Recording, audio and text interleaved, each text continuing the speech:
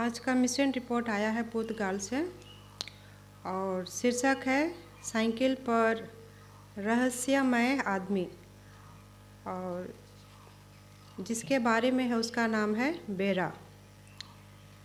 बेरा ने एना और पेड्रो नाम के एक बुजुर्ग जोड़े को बाइबल अध्ययन दिया जो पढ़ लिख नहीं सकते थे। उस जोड़े के बेटे वेनदेदो ने बाइबल अध्ययन में उन दोनों की मदद की। उन्होंने उन्हें बाइबल की आयतें ऊंची आवाज़ में पढ़कर सुनाई और उनके जवाब लिखे। मध्य पुर्तगाल में 100 लोगों के दूरस्थ शहर में कोई सेवन डे एडवेंटिस्ट नहीं रहता था। शहर के लोग सरल और ईमानदार थे और उन्होंने कभी भी निकटतम शहर से आगे की यात्रा नहीं की थी, जो काफ़ी दूर था। बेरा को 1 साल के लिए मिशनरी के तौर पर काम करने के लिए शहर भेजा गया। एना और पेड्रो की उम्र 70 वर्ष से भी अधिक थी। उनकी किसी बात ने बेरा का ध्यान नहीं खींचा। जब बाइबल अध्ययन साबत के दिन के विषय को छुआ तो एना ने आसानी से बाइबल की शिक्षा को स्वीकार कर लिया कि साबत सप्ताह के 7वें दिन का है। हाँ, मुझे पता है, यह सच है, एना ने कहा। बेरा हैरान थी। गांव के लोग अपनी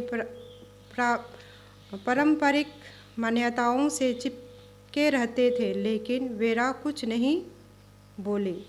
1 हफ्ते बाद लैब व्यवस्था 11 में बाइबल अध्ययन शुद्ध और अशुद्ध मांस के विषय की ओर मुड़ गया।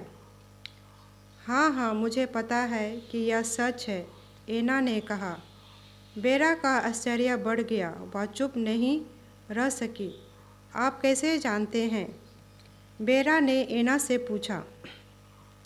एना ने समझाया कि 60 साल से भी पहले, जब वह एक छोटी लड़की थी, एक आदमी साबत के दिन दोपहर को अपनी साइकिल पर उसके शहर में आया करता था और शहर के बीच में आकर लोगों को बाइबल की शिक्षा देता था। सुनने वालों में एना के पिता भी थे। उसने सुना और बाद में अपने घर चला गया ताकि यह देख सके कि उस आदमी ने सच कहा या नहीं। अपनी बेटी के विपरीत वह पढ़ना जानता था। साइकिल वाला व्यक्ति साबत के बाद साबत आता रहा। एना के पिता हर साबत के दिन उसे सुनते थे और जो कुछ वह सुनाते थे उसकी तुलना अपनी बाइबल से करते थे।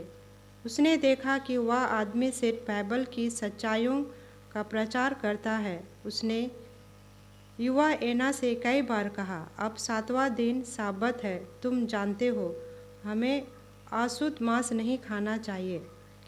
एडवेंटिस्ट उपदेश के बारे में सुनकर वेरा चकित रह गई।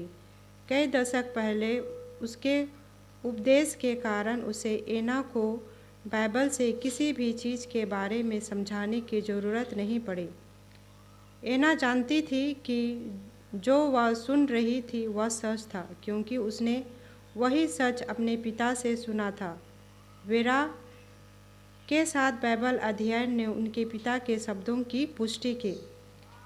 वेरा अनुभव से दीन थी। उसे ऐसा लगा जैसे यीशु उसे कह रहा हो, क्योंकि यहाँ पर यह कहावत ठीक बैठती है, बोने वाला और है और काटने वाला और।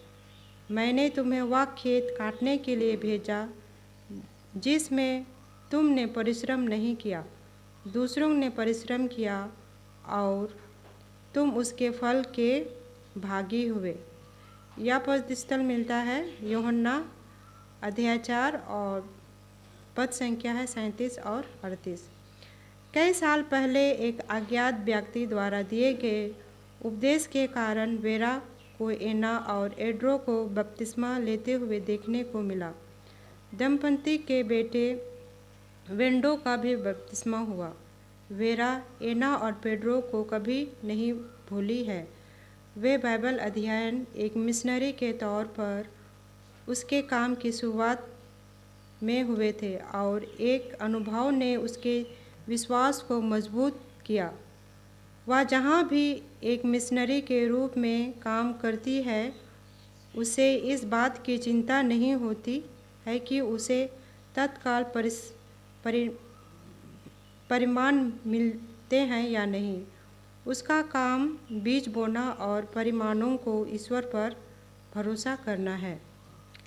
मैं स्वर्ग में साइकिल पर आदमी से मिलने के लिए उत्सुक हूँ, बेरा कहती है। मैं उससे कहूँगा, देख, जो काम तूने किया वह व्यर्थ नहीं हुआ। इन लोगों को देखो जिन्होंने तुम्हारे कारण बपतिस्मा लिया है। अगर शहरों में बाइबल अध्ययन सहित शिक्षा एक प्रमुख तरीका है कि सेवेंथ डे एडवेंटिस्ट चर्च यीशु के जल्द ही पुर्तगाल आने के बारे में अच्छी खबर साझा करता है। इस तिमाही के 13वें साबत दान का हिस्सा, जिसे अगले साबत के दिन एकत्र किया जाएगा, पुर्तगाल के सेतुबल में एक प्राइमरी स्कूल खोलकर एडवेंटिस्ट शिक्षा का विस्तार करने में मदद करेगा। उदार दान देने के लिए योजना बनाने के लिए धन्यवाद।